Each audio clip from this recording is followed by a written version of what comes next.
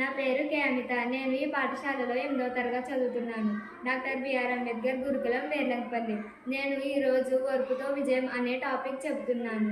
మనం ఏ పనినైనా మొదలు పెడితే అది చాలా త్వరగా పూర్తవుతుందనిపిస్తుంది, కానీ చాలాసార్లు ఆలస్యం అవుతుంది. అలాంటప్పుడు మనం ఓర్పుగా ఉండాలి. ఉదాహరణకి, ఓర్పు పట్టుదలతో ప్రయత్నించిన వ్యక్తి దేనినైనా సాధించగలడు. ఒకప్పుడు అవన్నీ కూడా పని కూడా అటువంటి వారికి మళ్ళీ అనుకూలం అవుతుంది. ఉదాహరణకి, కొండ ఎక్కాలనుకుంటే ఒకసారిగా ఎక్కేలేం కదా, ఒక్కొక్క అడుగు వేసుకుంటూ పైకి ఎక్కాలి. అప్పుడు కొంతసేపటికి కొండపైకి చేరుకుంటాం. అంటే మనిషికి ఉండాల్సింది నిరంతరం ఉత్సాహం, ఓర్పు, పట్టుదల. కొందరు పనులు మధ్యలో ఆపేస్తారు, ఎందుకంటే అవి కష్టం అనిపిస్తాయి. కానీ మనం పనిని చేయడంలో తప్పులుంటే వాటిని తెలుసుకోవాలి. అవసరమైతే పెద్దల సహాయం తీసుకోవాలి. నిరుత్సాహపడకూడదు. చీమలను చూసారా? అది చిన్న ప్రాణి అయినా ఎంతో ఓర్పుతో ఆహారం స్వీకరించుకుంటుంది. చెట్టు పైకి ఎక్కుతుంటే కూడా కిందికి జారుతుంది, కానీ తిరిగి ప్రయత్నించి చివరికి చెట్టు ఎక్కుతుంది.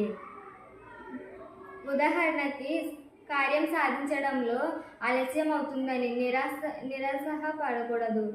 ఓర్పుతో ప్రయత్నిస్తూ ఉండాలి. దాన్ని చీమలకు చూసి మనం నేర్చుకోవాలి. అదేవిధంగా ఒకరోజు రాజు కూడా ఒకసారి యుద్ధంలో ఓడిపోతాడు, కానీ చీమలను చూసి స్ఫూర్తి పొందాడు. తన తప్పులు తెలుసుకొని మళ్ళీ యుద్ధం చేసి గెలిచాడు.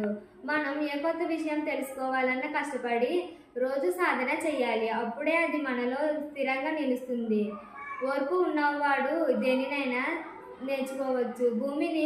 భూమిని ఓర్పుకు ఉదాహరణగా చెప్పుకోవచ్చు.